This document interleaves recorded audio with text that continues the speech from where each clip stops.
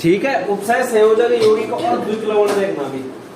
तो पहले ना हम द्विक लवण देखते हैं, क्योंकि उपसय संयोजी यौगिक तो हमने देख ही लिया है। तो पहले लिखना द्विक लवण, डबल सॉल्ट बोलते हैं इंग्लिश में। क्या बोलते हैं?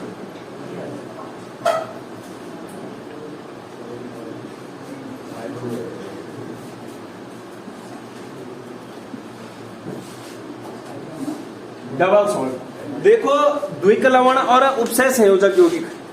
द्विक लवण क्या होता है? एक तो आणविक या योगात्मक यौगिक होता है। क्या होता है? आणविक या योगात्मक यौगिक।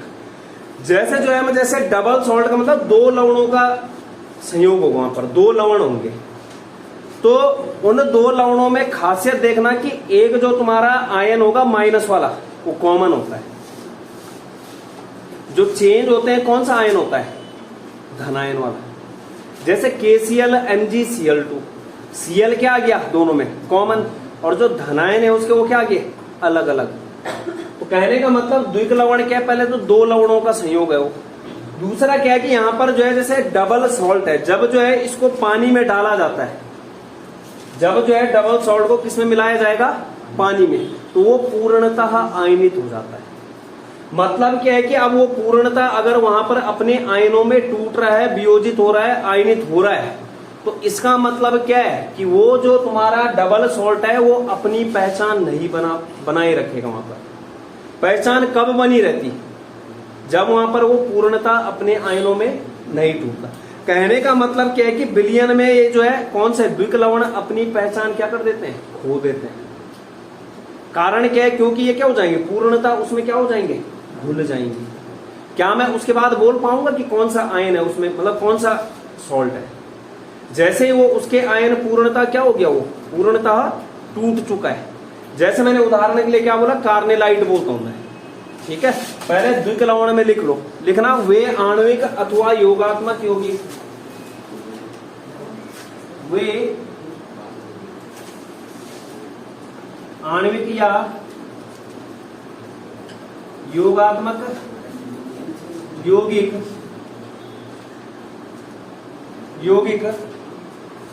जो ठोस अवस्था में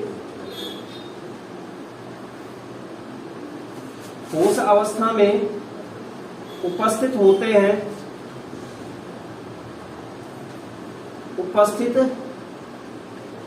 हैं, लेकिन जल में घोलने पर पूर्णतः अपने घटक आयनों में वियोजित होते हैं। जल में घोलने पर अपने घटक आयनों में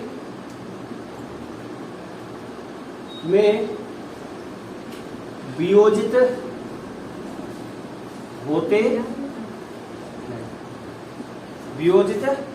होते हैं। और विलयन में क्या है? अपनी पहचान क्या कर देंगे? खो देते हैं। विलयन में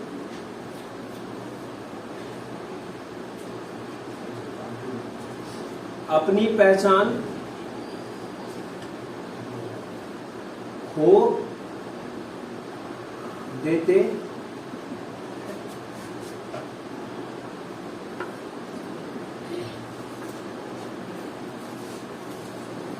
ये है तुम्हारा द्विक लवण, मतलब दो लवणों का जो है संयोग होगा। यहाँ पर अंतर क्या है कि आणविक और योगात्मक यौगिक होगा जो क्या होता है? ठोस अवस्था में स्थायी होता है। जैसे फिटकरी है, अरे सबने देखी होगी फिटकरी। तो फिटकरी भी क्या है? एक द्विक लवण है। सुन रहे हो? जैसे क्या बोला मैंने? फिटकरी। तो कहने का मतलब वो क्या होगा? ठोस अवस्था में होगा। लेकिन जैसे ही हम उसको किस में मिलाएंगे? पानी में, तो वो अपने घटक आयनों में क्या हो जाएगा? टूट जाएगा वहां पर। तो जब मतलब जैसे ही मैं उसको पानी में मिलाता हूं, क्या मैं उसके बाद ये बता पाऊंगा कि इसमें क्या मौजूद है? अगर मैं उसके जैसे मैंने उसको पानी में घोला फिटकरी को, उसके बाद अगर मैं उसमें ये बता पा रहा हूं कि जैसे किसी थर्ड पर्सन को बोला मैंने, बताना इसमें जो है क्या है, वो यही तो बोलेगा जो तूने मिला रखा हो वही है। कि ऐसे बोलेगा कि जादू आया, उसको सपना है और फिटकरी मिला रखी। अरे होगा, वो कब होगा? वो तब होगा जब उसको वहां पर दिखेगा कि फिटकरी जो है घुल नहीं रखी है, मतलब अपने आयनों में अगर वो टूट नहीं रखी है। अब वो पूर्णता क्या है, अपने आयनों में वियोजित हो रखा है, आयनित हो रखा है। तो इसका मतलब हमें नहीं है पता, थर्ड पर्सन को क्या पता होगा क्या मिला रखा है। वो तो यही बोलेगा ना, पागल तो नहीं हो गए, सवाल के पूछ रहे हैं। अरे बता दोगे कि जो है इस, मैंने बोला ये पानी रखा है, इसमें मैंने कुछ मिला रखा है, क्या मिला रखा है? तुम यही तो बोलोगे, जो मिला रखा है वही है वो, कि ऐसे बोलोगे सिर्फ फिटकरी। तो इसीलिए बोल रहा हूँ कि बिलियन में वो अपनी पहचान क्या कर देते हैं, खो देते हैं। पहचान कब होती है, अगर मैं आता और मैं सामने से बोल दूं हाँ इसमें तो फिटकरी है। ऐसा नहीं होने वाला है, कहने मतलब अपनी पहचान को क्या कर देते हैं, वो खो देते हैं। इसके बाद उदाहरण देखना इसमें। पहला उदाहरण है कार्नेलाइट। पहला उदाहरण है कार्नेलाइट। पहला उदाहरण कौन सा है, कार्नेलाइट। सूत्र होता है KCl.MgCl2.6H2O। KCl MgCl2.6H2O ये है। मैंने अभी जब शुरू किया था मैंने क्या बोला था, एक आयन जो है कॉमन होता है, दिख रहा Cl इसके पास भी है और इसके पास भी क्या है Cl। जो तुम्हारा जो है दूसरा आयन होता है वो क्या होता है, अलग अलग। मतलब एक आयन जैसे इसका ऋणायन क्या है Cl है और इसका ऋणायन भी क्या है Cl, और इसका धनायन क्या आ गया Mg और इसका क्या आ गया K। तो ये चीज भी ध्यान रखनी। इसमें क्या होंगे, मतलब एक आयन तो कॉमन होगा लेकिन दो आयन क्या होंगे अलग अलग। मतलब अगर टोटल आयन की बात करूं कितने होंगे, 3 होंगे।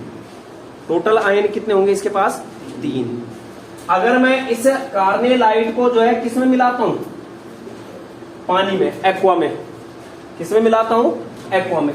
तो ये किस किस में टूटेगा, एक तो टूटेगा K+ में, दूसरा टूटेगा Cl- में। लेकिन Cl कितना है यहाँ पे टोटल, 3। 2 Cl इसका है और 1 Cl किसका है, इसका, और प्लस Mg2+, प्लस Mg2+, और जो तुम्हारा 6H2 है वो सेम चला जाएगा। हो गया। तो जितने धनायन है उतने ही क्या है ऋणायन। तो कहने का मतलब क्या है कि यहां पर टोटल आयन कितने होते हैं, 3। एक आयन कॉमन आ गया Cl आ गया, मतलब एक सॉल्ट KCl था, एक सॉल्ट MgCl था, MgCl2, दोनों को मिला रखा है। तो यहां पर क्या है कि दोनों के पास क्या है, एक आयन क्या है कॉमन है, और वो कौन सा आयन है यहाँ पर, ऋणायन Cl। तो मतलब टोटल अगर ऑल ओवर पूछता है कि कितने आयन है वहां पर, कितने यहाँ पर, 3, K+Cl- और Mg। ये हो गया कार्नेलाइट का उदाहरण। दूसरा देखो, मोहर लवण आता है। मोहर लवण, इसका रासायनिक नाम होता है फेरस अमोनियम सल्फेट। क्या नाम होता है,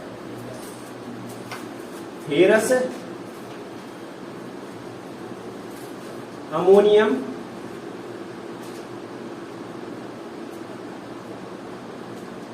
फेरस अमोनियम सल्फेट। इसका सूत्र होता है FeSO4, NH4 का होल ट्वाइस SO4 और 6H2O। FeSO4 NH4 का होल ट्वाइस SO4 और 6H2O। इसीलिए तो जो तुम्हारा ऋणायन है उसको क्या पढ़ रहा हूं मैं, एक ही बार पढ़ रहा हूं, क्योंकि कॉमन आयन है ये दोनों में। इसीलिए जैसे इसको पढ़ेंगे क्या, पोटेशियम मैग्नीशियम क्लोराइड पढ़ेंगे। जैसे इसको क्या पढ़ा मैंने, फेरस अमोनियम सल्फेट, मतलब सल्फेट वाला आयन क्या गया, कॉमन है। तो एक चीज याद रखना, डबल सॉल्ट में क्या होगा तुम्हारा, जो आयन टोटल कितने होंगे, 3 होंगे। एक जो धनायन 2 होंगे और एक क्या होगा Cl, मतलब जैसे ऋणायन कितना होगा, 1। अब यहां देखो, इसको मैं अगर किस में डालता हूं, एक्वा, पानी में, तो एक तो टूटेगा ये Fe2+ में, किसमें, Fe2+ में। दूसरा टूटेगा SO4 में, लेकिन SO4 कितना है यहां पर, 2 है। कितने SO4 हैं, 2। तो 2SO4 और क्या गया, 2-। अब क्या बचा है, 2NH4, 2NH4 प्लस और 6H2। तो यहां पर देखो एक Fe2 प्लस है, एक NH4 प्लस है, दो धनायन आ गए और एक क्या गया ऋणायन, जो कि क्या है कॉमन है दोनों। ठीक है, अब अगर चार्ज भी देखोगे बैलेंस है, 2 दूनी 4 माइनस है, 2 प्लस और 2 प्लस 4। तो कहने का मतलब क्या है कि यहां पर जो है ये जैसे ही जो है किसमें मिलाए जाएंगे, जल में, अपनी पहचान को खो देंगे, क्योंकि पूर्णता क्या हो रहे हैं, अपने घटक आयनों में वियोजित। ठीक है, इसके बाद एक उदाहरण और देख लेते हैं फिटकरी का। पोटास एलम बोलते हैं जिसको, क्या बोलते हैं, पोटास एलम। इनको नोट करो। तीसरा उदाहरण क्या है, यहां पे लिखता हूं भाई, पोटास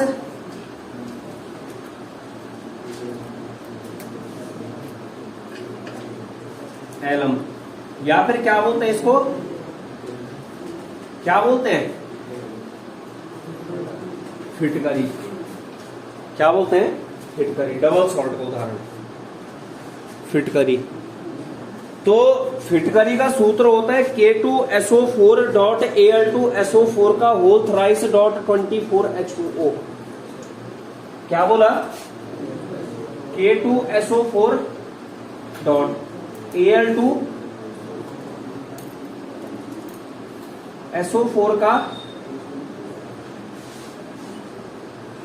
होल थ्राइस और डॉट 24H2 Al2SO4 का। इसको जब मैं पानी में मिलाऊंगा, किसमें, एक्वा में, तो एक तो ये टूटेगा, K प्लस में कितने K प्लस है, 2K प्लस, प्लस एक टूटेगा सल्फेट में, इसके पास भी सल्फेट है, इसके पास भी क्या है सल्फेट। टोटल कितने सल्फेट है, 4, 4SO4 2 माइनस। अब क्या बचा है, Al2, कितने Al है, 2, एक Al पे कितना प्लस होता है, 3, तो 2 पे 6, 4 दूनी 8 माइनस हो गया, 3 दूनी 6 और 2 8, और प्लस क्या हो जाएगा 24।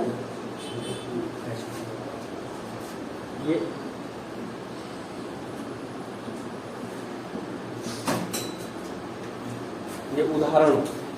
तो एक नई चीज क्या निकल के आई यहां पर कि जो हमारा द्विकलवण होगा उसमें कितने आयन होंगे, 3 आयन, 2 धनायन होंगे और एक क्या होगा, 2 क्या होंगे धनायन और एक क्या होगा ऋणायन। 2 धनायन और एक क्या होगा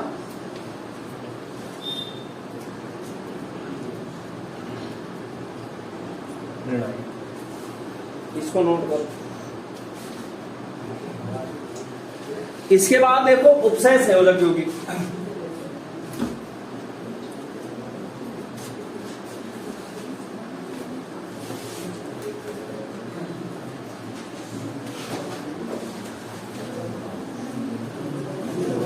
तो उपसय संयोजक यौगिक डालना, ये डाल रखे हैं।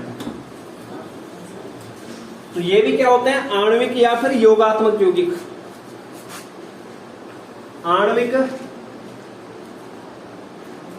अथवा योगात्मक यौगिक, योगात्मक यौगिक जिन्हें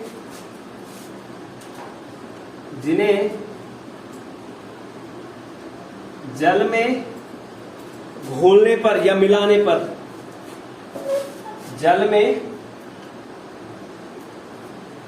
मिलाने पर पूर्णतः वियोजित नहीं होते। जल में मिलाने पर पूर्णतः वियोजित या फिर आयनित नहीं होते हैं। ठीक है, नहीं होते हैं। और जब इनको जल में मिलाया जाएगा तो अपनी पहचान को क्या रखते हैं, बरकरार रखते हैं, अपनी पहचान बनाए रखते हैं। और जलीय विलयन में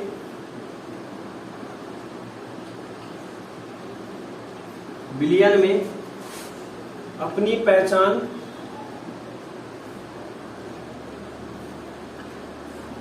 बनाए रखते हैं।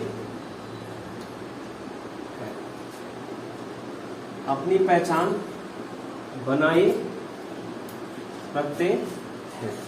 उदाहरण देख लो, जैसे K4FeCN6 क्या है, एग्जाम्पल के लिए क्या है, K4FeCN6। इसको जब मैं किस में मिलाऊंगा, पानी में, H2O में, तो एक तो ये K+ में टूटेगा और दूसरा पूरा ये अलग टूटेगा जो कॉम्प्लेक्स आयन है। तो 4K++ FeCN6 और 4-। तो कहने का मतलब कि जो कॉम्प्लेक्स आयन होगा ये पूर्णतः वियोजित नहीं हो रहा है, आयनित नहीं हो रहा है। ठीक है, तो इसके कारण क्या करते हैं, जलीय विलयन में अपनी पहचान बनाए रखते हैं। जैसे दूसरा उदाहरण देख सकते हैं, K2NiCN4। इसको जब पानी में डाला जाएगा, किस किस में टूटेगा, 2K+ और माइनस कितना आ जाएगा फिर, NiCN4 और 2 माइनस।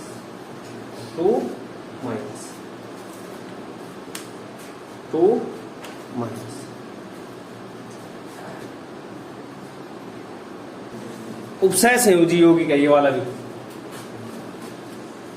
टेट्रा कार्बोनिल निकेल है जो। तो जब मैं इसको जल में मिलाऊंगा तो क्या होगा, ऐसे ही रहेगा, मतलब NiCO,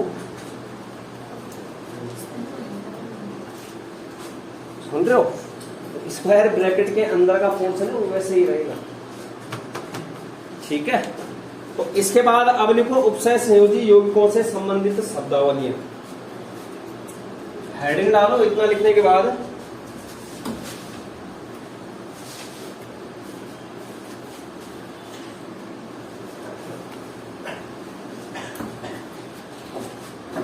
उपसय संयोजी यौगिकों से संबंधित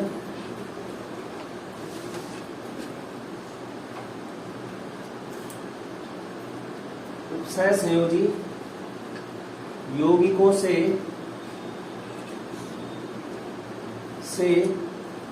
संबंधित प्रमुख शब्दावली।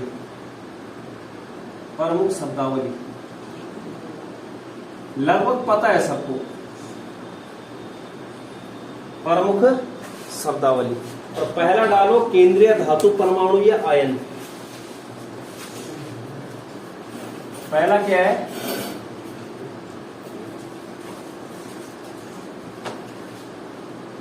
केंद्रीय धातु परमाणु या आयन। कल के लेक्चर में जो बहुत अच्छे से विस्तार से समझा लिया था। केंद्रीय धातु परमाणु या आयन क्या होता है, इलेक्ट्रॉन को ग्रहण करने वाला होता है, मतलब लुईस अम्ल होता है। तो अगर कोई पूछता है कि केंद्रीय धातु परमाणु क्या होता है, तो सीधे बोलना एकाकी युग्म ग्राही, मतलब इलेक्ट्रॉन युग्म ग्राही।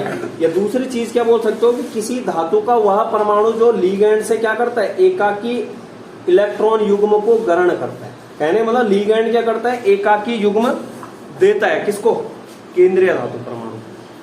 तो यहां पर लिख लो, चाहे लिख लो, एकाकी युग्म ग्राही, एकाकी इलेक्ट्रॉन युग्म ग्रहण करने वाला। ठीक है, किसी धातु का वह परमाणु जो लिगैंड से जुड़ करके क्या करता है, किसी निश्चित ज्यामिति का निर्माण करेगा। अभी पता चल जाएगा। किसी धातु का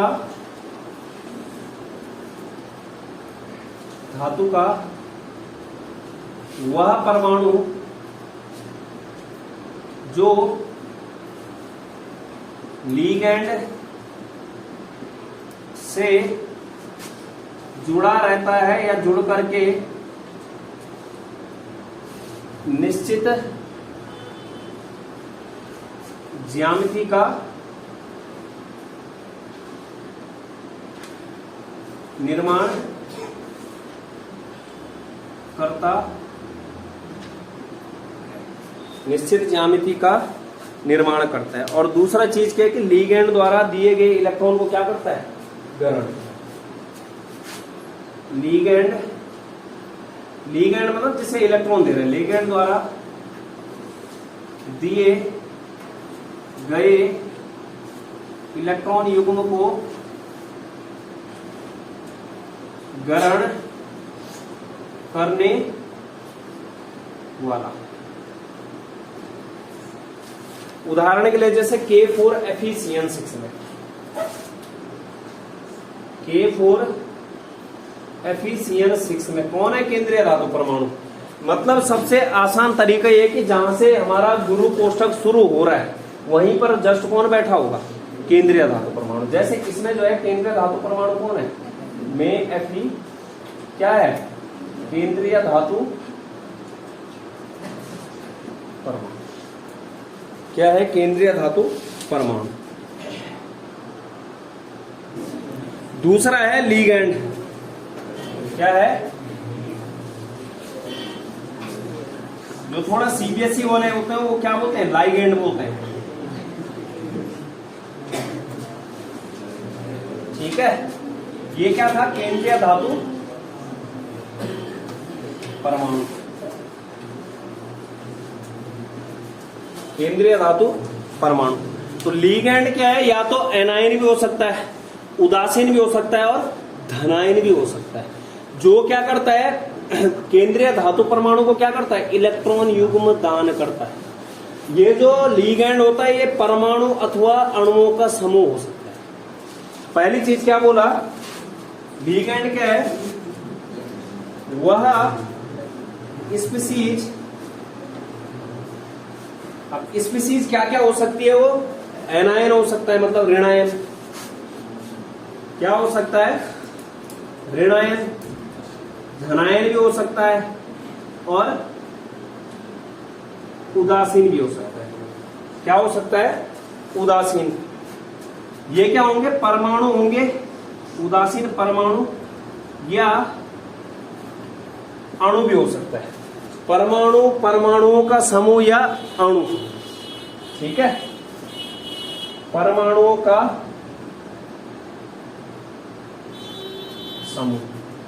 वह स्पीसीज क्या क्या हो सकते हैं, ऋणायन, धनायन, उदासीन परमाणु या उदासीन अणु या फिर उदासीन परमाणुओं का समूह। जो क्या करता है, जो केंद्रीय धातु परमाणु को, जो केंद्रीय धातु परमाणु को इलेक्ट्रॉन युग्म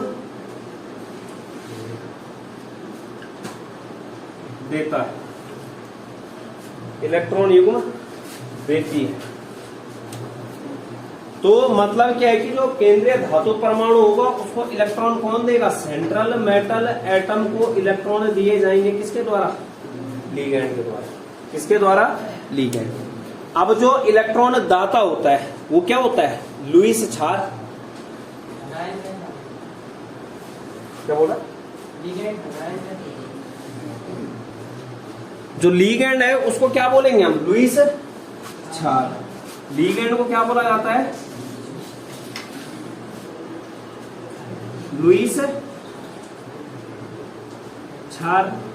और जो हमारा केंद्रीय धातु परमाणु होता है उसको क्या बोलते हैं, लुईस अम्ल।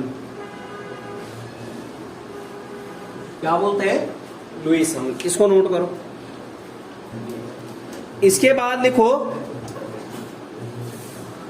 उपसय संयोजन संख्या, और इंपॉर्टेंट है, उपसय संयोजन संख्या, कोऑर्डिनेशन नंबर बोलते हैं, कोऑर्डिनेशन नंबर। उपसय संयोजन संख्या। तीसरा क्या आया, उपसय संयोजन संख्या, या फिर इसको क्या बोलते हैं, समन्वयन संख्या भी बोलते हैं, समन्वयन संख्या। उपसय संयोजन संख्या क्या होती है कि केंद्रीय धातु परमाणु से जुड़े लिगैंडों की संख्या। किसकी संख्या? लिगैंड। लिगैंड क्या होता है? दाता परमाणु। मतलब क्या है कि केंद्रीय धातु परमाणु से, केंद्रीय धातु परमाणु से जुड़े दाता परमाणुओं की संख्या, जुड़े दाता परमाणुओं की संख्या, जिनको हम क्या बोलते हैं? लिगैंड। या तो ऐसे बोल लो कि लिगैंड की संख्या, किसकी? लिगैंडों की संख्या। या फिर क्या बोल लो? जुड़े दाता परमाणुओं की संख्या। कितने दाता परमाणु वहां पर उससे जुड़े, मतलब कितने लिगैंड वहां पर उससे जुड़े। ये लिगैंड वाली कहानी होती है एक दंतुर में। किसके लिए होती है? जैसे एक दंतुर लिगैंड अभी आएगा आगे, कि जिसके पास क्या होता है? एक दाता परमाणु होता है। कितना होता है? एक। लेकिन द्विदंतुर के केस में ये आएगा सीधे कि दाता परमाणुओं की संख्या। अभी क्लियर हो जाएगा। उसको क्या बोला जाता है? उपसय संयोजन संख्या बोला जाता है। कहने का मतलब क्या है कि जैसे K4FeCN6 में, इसमें K4, ये क्वेश्चन जो है 2021 में आ रखा है बोर्ड में, K4FeCN6 में केंद्रीय धातु परमाणु से कितने लिगैंड जुड़े हैं। मतलब यहां पर इसका जो है उपसय संयोजन संख्या कितना हो गया? कोऑर्डिनेशन नंबर कितना हो गया? 6। K4FeCN6 में CN कोऑर्डिनेशन नंबर कितना आ गया? 6। कारण क्या था कि कितने लिगैंड जुड़े थे? 6 लिगैंड। तो यहां पर क्या होता है? जो CN है वो, उसके पास एक CN के पास एक दाता परमाणु होता है। कहने मतलब CN के ऊपर कितना चार्ज होता है? -1। तो एक CN के पास कितने दाता परमाणु है? एक। 6 CN के पास कितना हो जाएगा? 6। इसको बोला जाता है एक दंतुर लिगैंड। ऐसा लिगैंड जिसके पास एक दाता परमाणु होता है। द्विदंतुर लिगैंड, ऐसा लिगैंड जिसके पास 2 दाता परमाणु होते हैं। त्रिदंतुर, 3 से लेकर आगे तक की कहानी किसमें आ जाती है? बहुदंतुर। वो आएगा भी कल। तो यहां पर याद रखो ये कौन सा लिगैंड है? एक दंतुर। मतलब इसके पास कितना दाता परमाणु है? यहां पर एक दाता परमाणु है। तो 6 दाता परमाणु है, तो इसका कोऑर्डिनेशन नंबर कितना आ गया? 6। ठीक है। जैसे मैं उदाहरण लेता हूं CrEN3,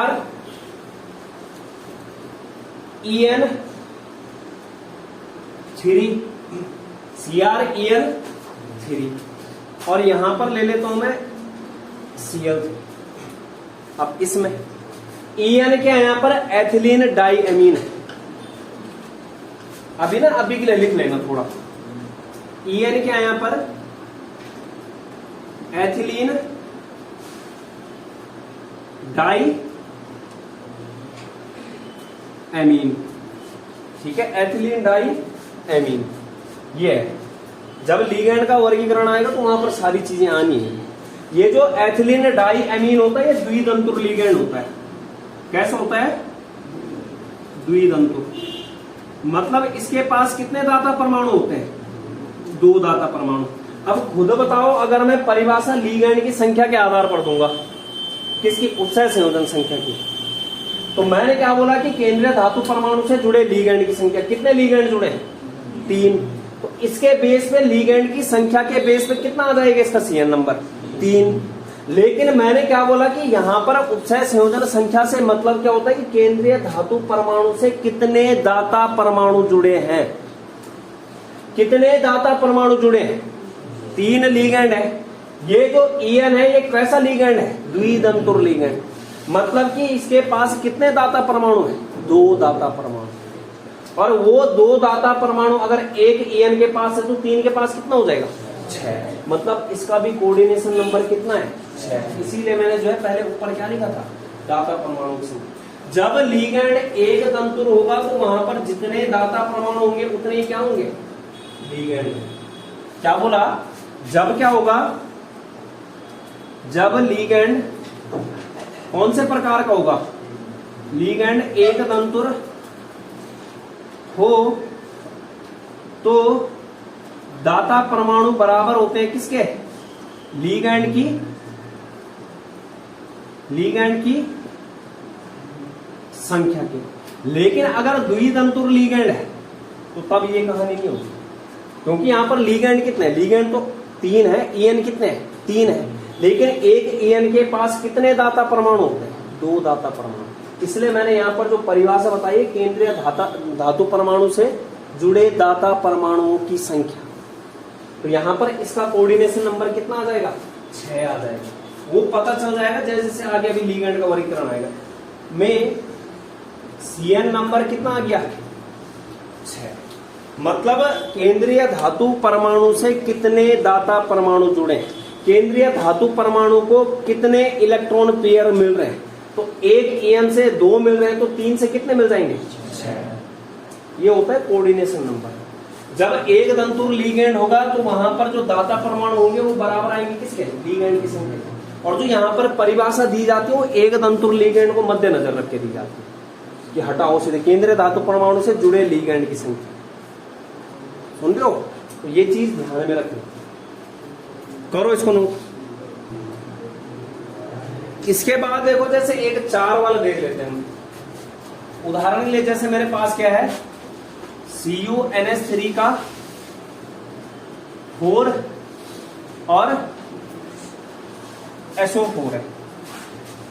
तो इसमें जो उपसय संयोजन संख्या होगी, कहने मतलब उपसय संयोजन संख्या कुछ ऐसा समझो कि जो ये केंद्रीय धातु परमाणु है इसके चारों ओर कौन कौन है, इसके अंदर कौन है? 4 NH3। जो NH3 होता है वो क्या होता है? एक तंतुर लीगैंड।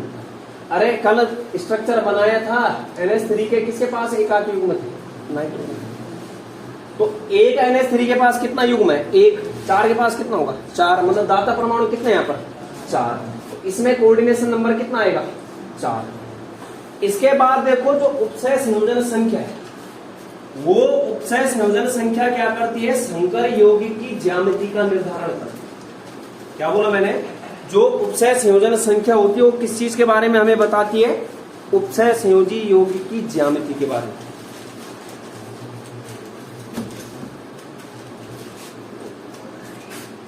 लिख लेना, उपसय संयोजन संख्या संकर यौगिक मतलब उपसय संयोजी यौगिक, संकर यौगिक की ज्यामिति का क्या करती है? निर्धारण। ज्यामिति का निर्धारण करती है। मतलब अगर उपसय संयोजन संख्या हुई कितनी? 6। कोऑर्डिनेशन नंबर कितना हुआ? अगर यदि किसी संकर यौगिक की कोऑर्डिनेशन नंबर कितना आया? 6, तो उसकी जो संरचना होगी वो कैसी होगी? अष्टफलकीय ज्यामिति। अगर कोऑर्डिनेशन नंबर हुआ 4, यदि Cl कोऑर्डिनेशन नंबर कितना हुआ? 4, तो कितना आ जाएगी ज्यामिति? चतुष्फलकीय या फिर वर्ग समतलीय।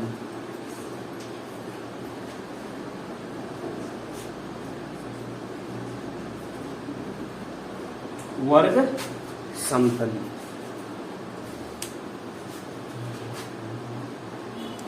कोऑर्डिनेशन नंबर क्या होता है? Cn नंबर द्वितीयक संयोजकता, सेकेंडरी वैलेंसी, द्वितीयक संयोजकता को दर्शाता है।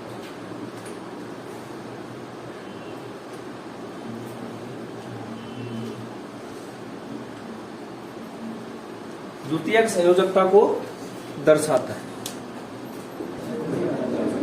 इसके बाद लिखो चौथा टर्मिनोलॉजी है संकरीय जटिल आयन। कल भी हो गया था वैसे, संकरीय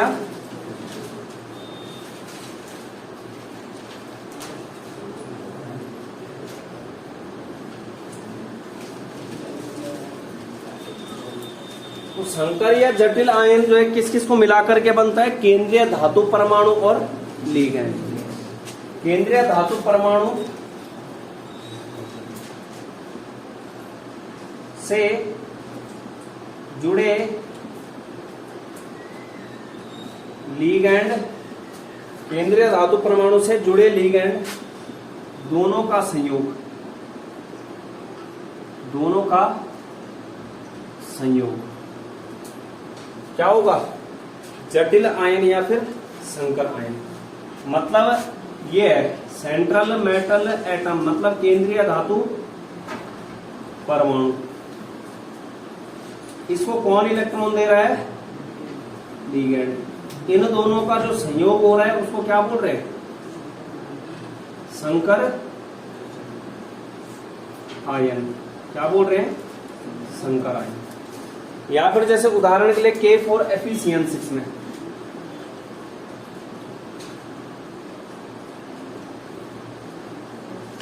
तो ये जो Fe और CN6 है ये क्या आगे संकर आयन का निर्माण कर रहे हैं। किसका निर्माण? संकर आयन का। ठीक है, संकर आयन का।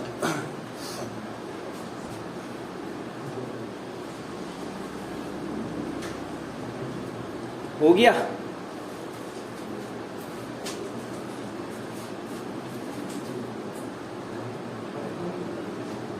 इसके बाद लिखो उपसय संयोजक अथवा तथा आयनिक मंडल। अगला कौन सा है? उपसय संयोजी तथा आयनिक मंडल। कोऑर्डिनेशन स्फीयर और आयनिक स्फीयर बोलते हैं। उपसय संयोजक मंडल, दूसरा क्या बोला? आयनिक मंडल। तो जो मतलब उपसय संयोजी यौगिक जिस कारण से हम उसको बोल रहे हैं, किसके कारण बोल रहे हैं? स्क्वायर ब्रैकेट के कारण। मतलब जो स्क्वायर ब्रैकेट होता है, गुरु कोष्ठक होता है, जिसके अंदर क्या लिखी होती है? संकर आयन को लिखा जाता है, उसे क्या बोला जाता है? उपसय संयोजक मंडल, जो गुरु कोष्ठक होता है। तो अगर इसमें पूछता है कोई तो क्या बोलना है? गुरु कोष्ठक या बड़ा कोष्ठक? गुरु कोष्ठक जिसमें क्या लिखा होता है? जिसमें संकर आयन को लिखा जाता है, लिखा जाता है।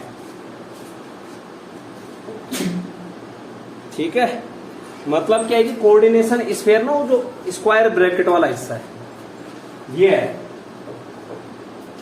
यहां पर केंद्रीय धातु परमाणु है, इसको क्या कर रहा है तुम्हारा लिगैंड? क्या कर रहा है? इलेक्ट्रॉन दे रहा है। इसके अंदर ये जो हिस्सा है, ये वाला हिस्सा, इसको क्या बोलेंगे? उपसय संयोजक मंडल या समन्वयक मंडल।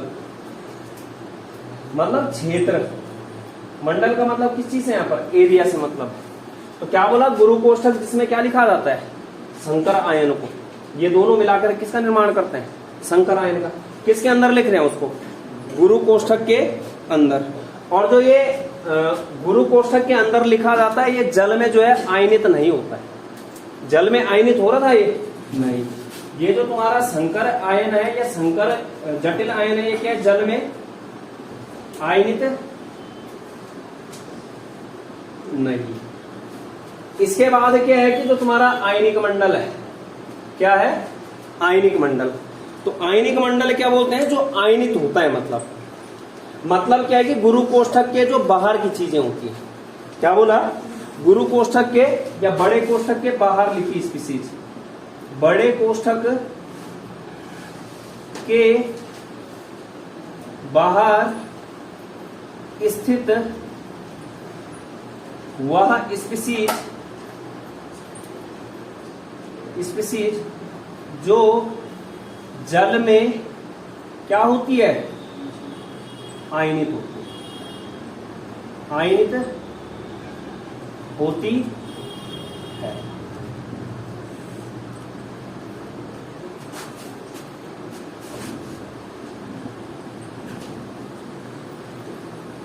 तो उदाहरण जैसे K4FeCN6 है, क्या है K4FeCN6। तो ये जो स्क्वायर ब्रैकेट वाला हिस्सा है, ये पूरा हिस्सा, इसको क्या बोलेंगे? उपसय संयोजक मंडल। और जो तुम्हारा आयनिक वाला हिस्सा मतलब गुरु कोष्ठक के बाहर कौन लिखा है? के। तो ये वाला हिस्सा क्या हो गया? आयनिक मंडल। सुन रहे हो? जैसे दूसरा जो है, अब जो तुम्हारा मतलब आयनिक मंडल है वो धनायन भी हो सकता है और ऋणायन भी हो सकता है। जैसे दूसरा उदाहरण देखते हैं हम, CuNH3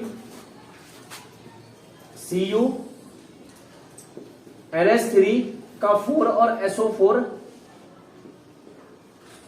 तो अभी जो है आयनिक मंडल कौन हो गया? SO4। मतलब गुरु कोष्ठक के बाहर जो चीज लिखी होगी उसको क्या बोला जाएगा? आयनिक स्फीयर बोला जाएगा, आयनिक मंडल। इतना नोट करो। देखना हमने अभी तक क्या क्या बात की।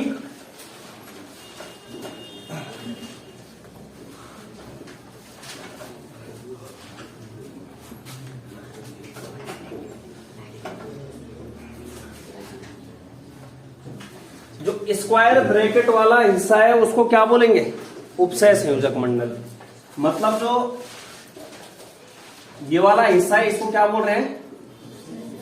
उपसय संयोजक और मंडल, उपसय संयोजक मंडल। ठीक है। इसके बाद देखो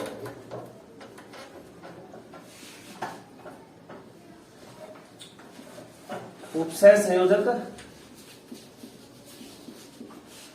या फिर समन्वयन मंडल भी बोलते हैं। ठीक है। उसके बाद जो यहां पर होता है, यहां पर कौन होता है? केंद्रीय धातु परमाणु, जो किससे इलेक्ट्रॉन लेता है? लीगैंड से। केंद्रीय धातु परमाणु और लीगैंड मिलकर के क्या बनाते हैं? संकर या फिर।